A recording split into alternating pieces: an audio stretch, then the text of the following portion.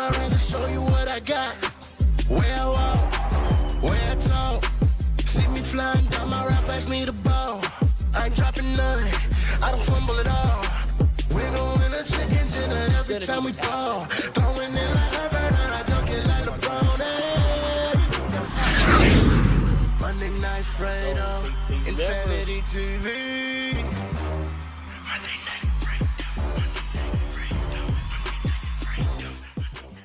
Yes, ladies and gentlemen, welcome live here to Monday Night Fredo on this beautiful Monday here in Los Angeles. And yes, we are just minutes away from tip-off from Game 4 between the Lakers and the Grizzlies. I mean, we had a game night on Saturday night, and of course, we're going to talk a little bit about that. And of course, there's a lot of baseball going on right now. There's a little bit of NFL news. Of course, the NFL draft is this upcoming Thursday.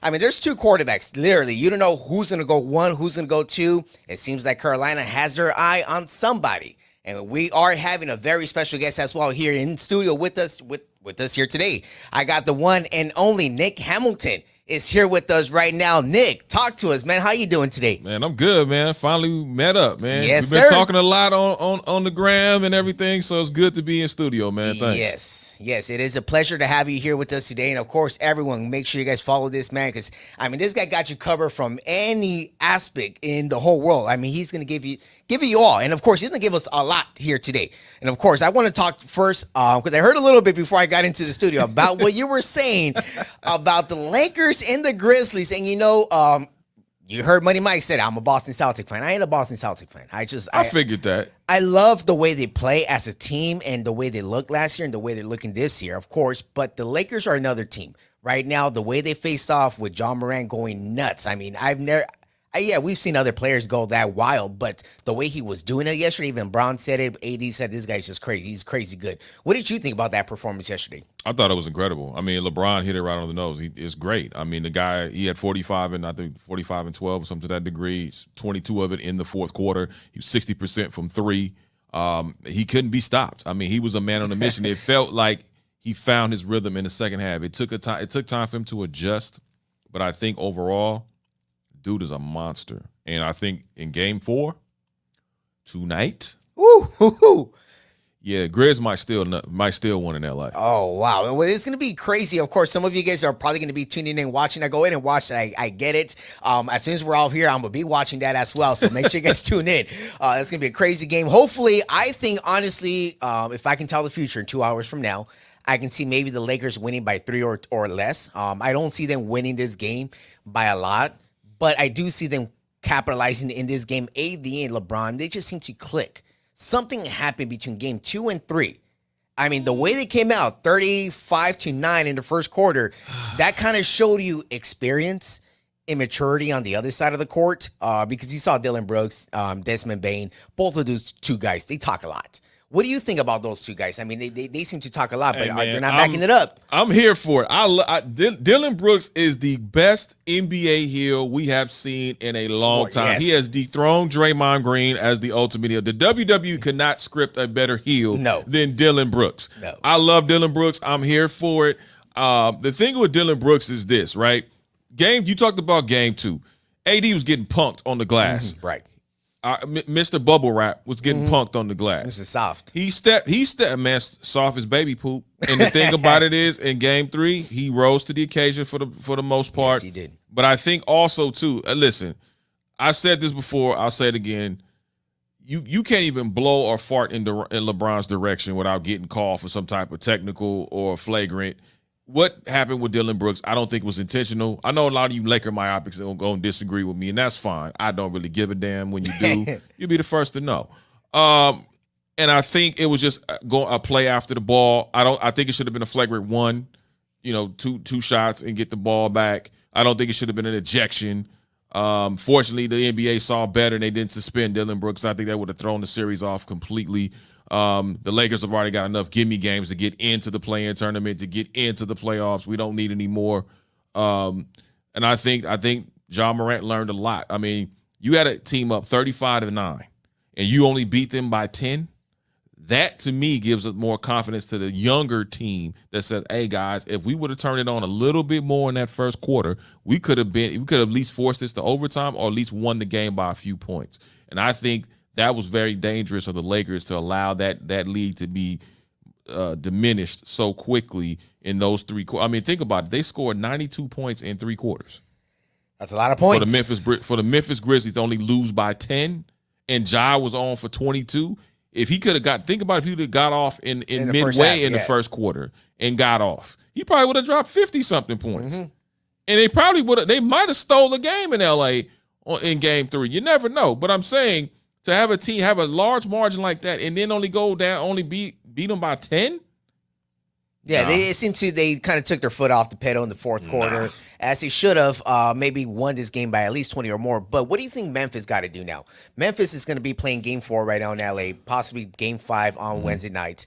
What do you think they got to do in order to, accomplish your prediction? They've got to set the tone early. They got to get into their offensive rhythm very early and often. They've got to let Ja Morant do what he needs to do. But Ja Morant's got to make those shots. He didn't make those shots in the first half of game 3. He found his rhythm, started making shots. The guy was out of his mind. I think also other guys have got to get involved. They got to go back to what got them in game 2. They stuck to their principles. They played defense. They made sure they manhandled AD on the glass, prevented AD from getting second chance opportunities for the Lakers. And I think that's what the Grizzlies have to do. They have to play and act like Ja Morant isn't there, even though he is. And I think those are the things that are going to propel the Memphis Grizzlies into a victorious situation, not just for game 4, but possibly even for game 5. I picked the Grizz in 6. So I think it's going to be a 6 game. And this is going to be, the longer this series goes, does not work well for the Lakers. The grumpy old men, they're not gonna fare well for, even if they make it to the second round. It's going to be Sacramento or the Warriors, either or. And especially with the Warriors, Sacramento. Yes, and the Warriors just tied up the series yesterday, 2-2 apiece. But let's talk a little bit about the Clippers. I want to get your reaction of what they're dealing with. Kawhi Leonard, Paul George are both out for some reason. No one really heard about an injury after game 2 with Kawhi Leonard. Then, prior to game 3, they say they're going to shut him down for game 3. Then they shut him down for game 4. What is all that about? Neither did the Clippers prior to game 3, which was kind of a shock. And I think the thing and I said this on the Profanity Nation show. Shout out to those guys. Yes, sir. Of course. Hey, catch them every Sunday night. Listen, Kawhi Leonard, the Kawhi Leonard experiment, if the Clippers go ahead and get exterminated from the playoffs, which they're more than likely they will, the Kawhi Leonard experiment has been an absolute failure. They have done nothing close to what they set out to accomplish, what he did in San Antonio, what he did in Toronto that year with the Raptors. And the way he has strong-armed this franchise has been absolutely abysmal when it comes to just when you look at the overall trajectory where Steve Ballmer wanted to take the Clippers. Obviously, the new arena in Inglewood that's coming in another year. Them actually, changing the colors, kind of getting a better mystique. Clipper games are live. Listen, it's not a better experience than a Clipper game. Even some Laker fans that seldomly want to admit it, Clipper games are liver than Laker games when it comes to the overall entertainment value. But he does nothing to contribute to that. When I think of a player, I think of Paul George. Paul George has contributed to it. Even when you see, I was mentioning this on another show, when I watched the Milwaukee Bucks and obviously Giannis being injured, he's coaching up his guys. He's telling guys, he's showing guys, hey man, look at this. Watch, be aware of that. Look at that. All right, let's go. He's cheering guys on. When I was at the Clipper game in game 3, he's just sitting there like a bump on a log, like a robot, like nothing is going on. I'm like, do you have a damn pulse? Do you have a damn personality that actually resonates with those of us here on Earth that actually matter? Do you even give a damn about your teammates? Because Russell Westbrook can only do so much. Those guys that are battling and competing like Zubac, Terrence Mann, and those boys, they're doing everything they know possibly to do without 2 of their biggest superstars. Obviously, Paul George unfortunately got hurt after a play, but even Paul George, when he was there, he would cheering up the guys and coaching them up. What the hell is Kawhi doing? And that's the most disappointing factor to Clipper Nation, to Clipper fans. And what has he actually done to enhance this fan base besides put on a damn jersey?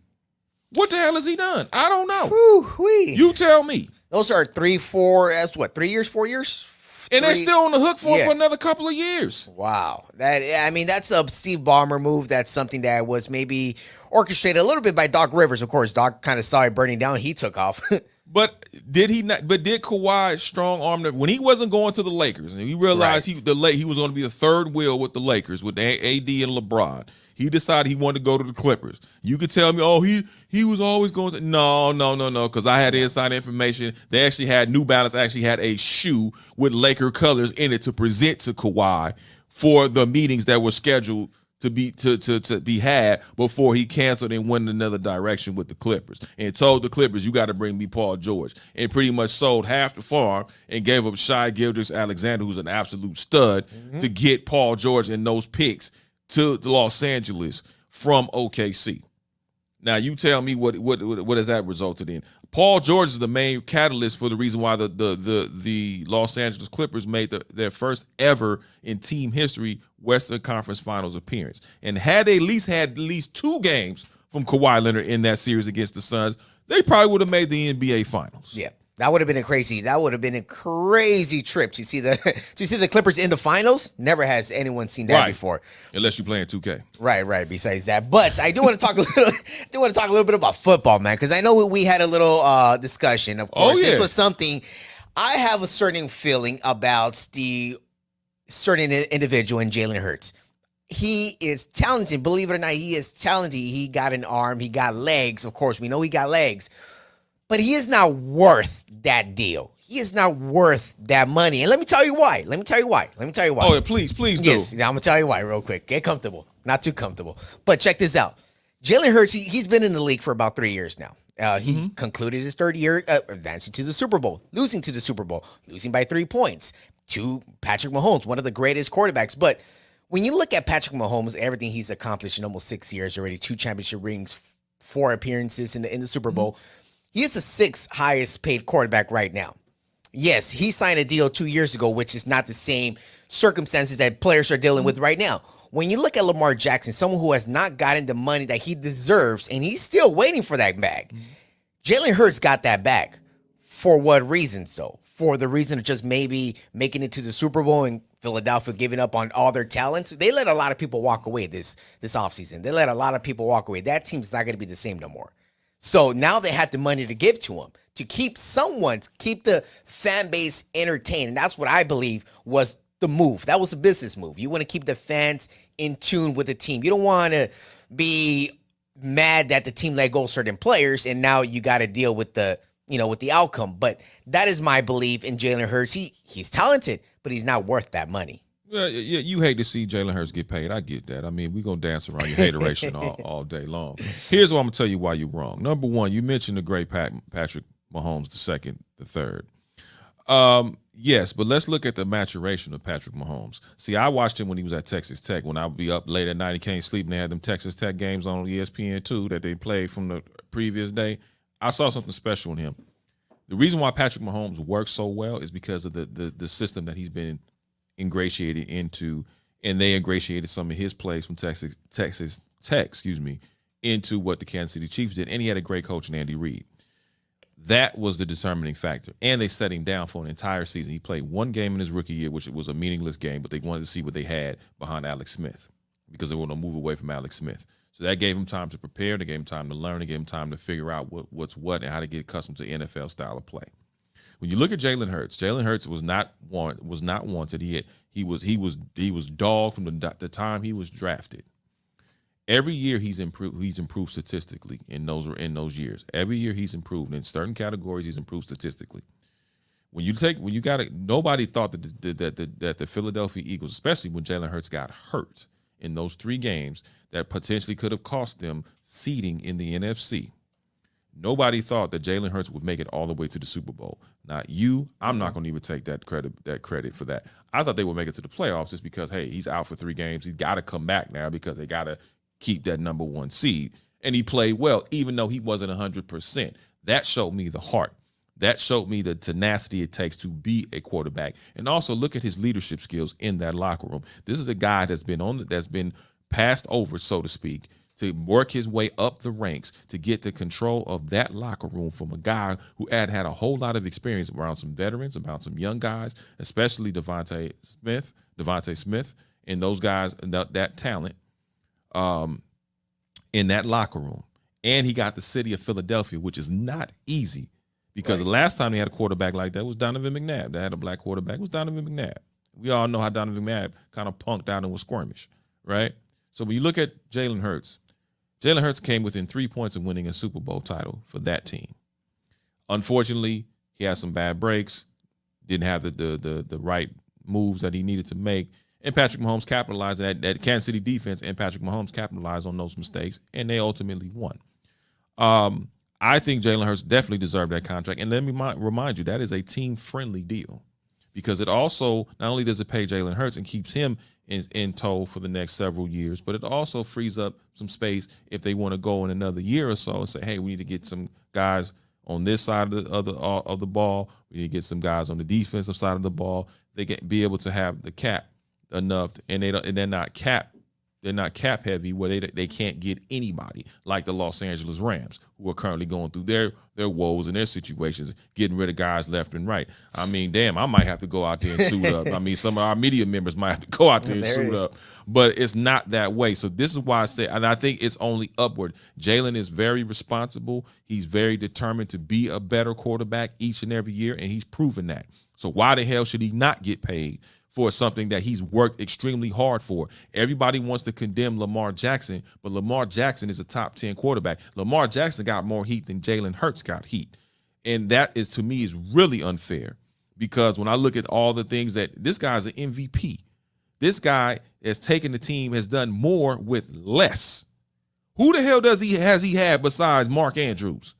They gave away Hollywood Brown for a bag of Doritos and a Coca-Cola.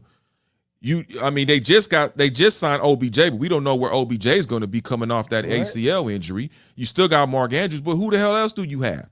You have nobody. They expect him to walk on water and crap ice cream and to make miracles out and turn water into wine.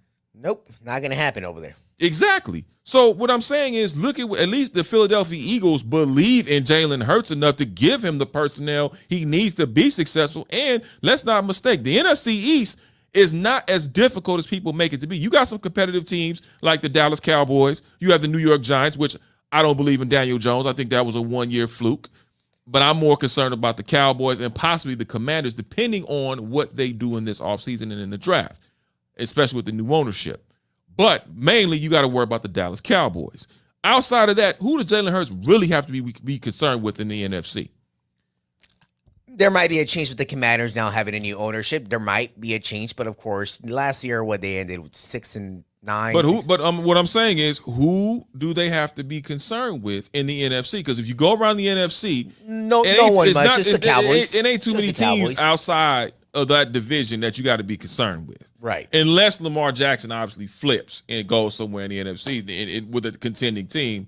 Then that's a different ballgame. Yes, it is. And right now we are going to have a different ballgame because Nick Hamilton, it was a pleasure to have you here on the show, man. And of course, I want to have you back again. I want to have you back again. And we're going to be talking a lot. Once this NBA playoffs, everything's tickling down to the last few minutes of the games, man. It's going to be pretty crazy to see where the Memphis Grizzlies are going to end up being at the end of next week, because it might be the end for them or for the Lakers. But who knows? I say Lakers in 7 right now. That's what I'm saying. Lakers in 7. We'll see. But that's my You know take. we going to talk, man. You know we going to talk. Well, we definitely going to talk. And I'm definitely going to talk to you guys when we return here on Monday Night Fredo. Profanity Nation.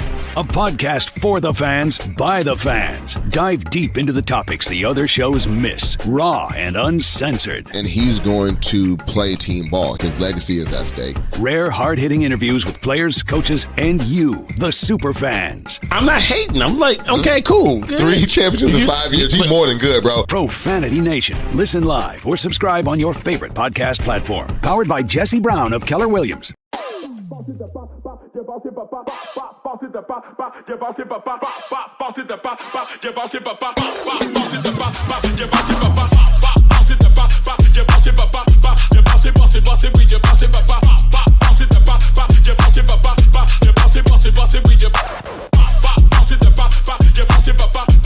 it,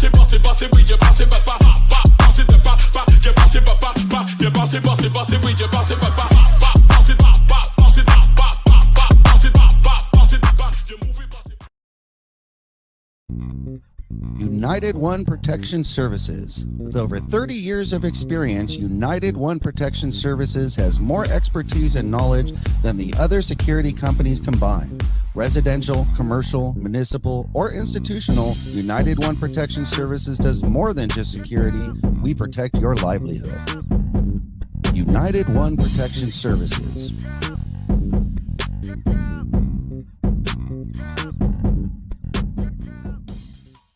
Yes, ladies and gentlemen, we are back here live on Monday Night Fredo, live from the Infinity Studios in Los Angeles. Right now, we are currently in the middle of the first quarter of the Lakers Game 4 between the Memphis Grizzlies and themselves here at Crypto.com Arena.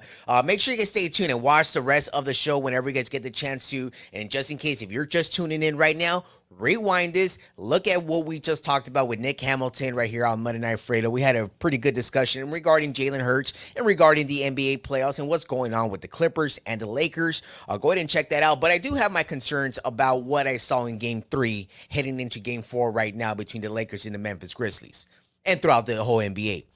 I want to let you guys know that, you know, when you look at certain guys in the league, sometimes certain guys just like to talk a lot. They like to not let their actions talk for them for themselves. Because a guy like Desmond Bane, and no one wants to mention his name, and I'm gonna mention it right now, Mr. Bane, because you, not Dylan Brooks, not John Morant, not Triple J, but you, Mr. Bane, you are the reason why the Grizzlies are in this hole right now.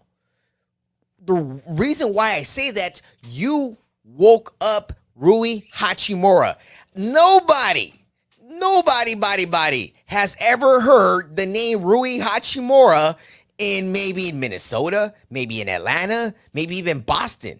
No one has heard this name until you really put his name out there for everyone to really pay attention. Like, oh, really? Who's Rui? Oh, Rui had a career game. Oh, he can't do that again? What happened in Game 2?